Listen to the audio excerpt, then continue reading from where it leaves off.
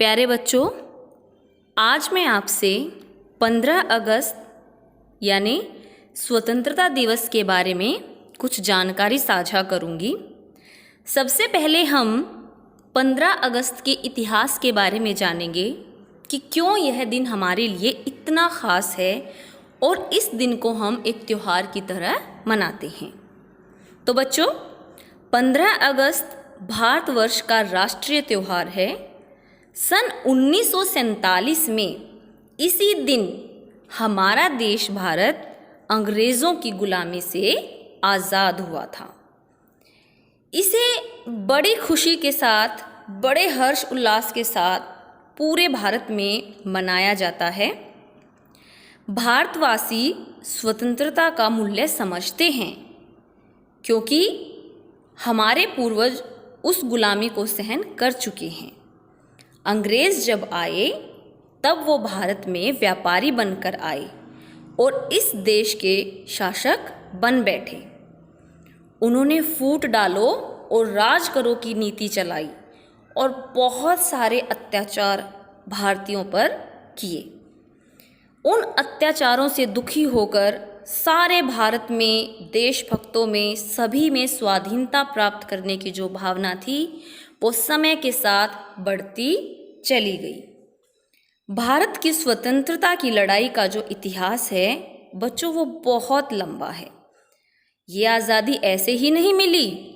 हजारों वीर और वीरांगनाओं के त्याग और बलिदान के पश्चात हमें ये स्वतंत्रता प्राप्त हुई है।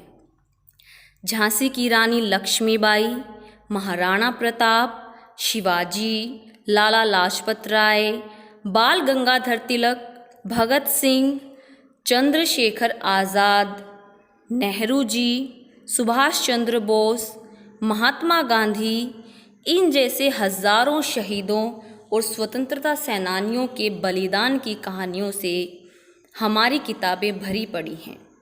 जिस दिन अंग्रेज़ भारत छोड़ कर गए उस दिन बच्चों 15 अगस्त था।